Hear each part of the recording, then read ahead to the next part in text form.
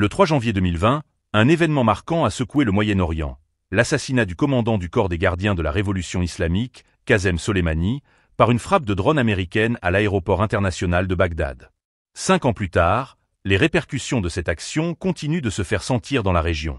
Quelles en sont les conséquences et comment l'héritage de Soleimani influence-t-il encore les dynamiques géopolitiques actuelles? Soleimani a rejoint le CGRI pendant la révolution iranienne de 1979, gravissant rapidement les échelons au cours de la guerre Iran-Irak qui a duré de 1980 à 1988.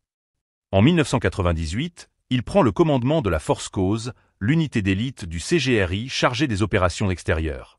En Afghanistan, Soleimani a coordonné des efforts avec les forces de l'Alliance du Nord pour lutter contre Al-Qaïda et les talibans avant l'invasion américaine.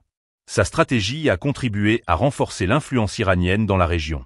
En fournissant assistance et formation au Hezbollah, il a préparé le terrain pour le conflit de 2006, où l'armée israélienne a subi des humiliations face à cette milice.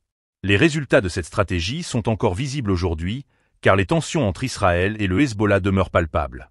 Soleimani a également joué un rôle crucial dans la coordination des efforts entre l'Iran et les groupes palestiniens, notamment le Hamas. Un représentant du Hamas a même affirmé que les réseaux de tunnels utilisés pour désarmer les forces israéliennes en 2023 étaient en partie inspirés par Soleimani. Ce rapprochement entre l'Iran et les milices de Gaza a renforcé les capacités militaires de ces groupes, modifiant l'équilibre des pouvoirs dans la région. Depuis 2012, Soleimani a supervisé les opérations de soutien à la lutte contre les groupes terroristes, notamment l'État islamique. En 2015, il a réussi à convaincre la Russie d'intervenir, changeant le cours du conflit syrien.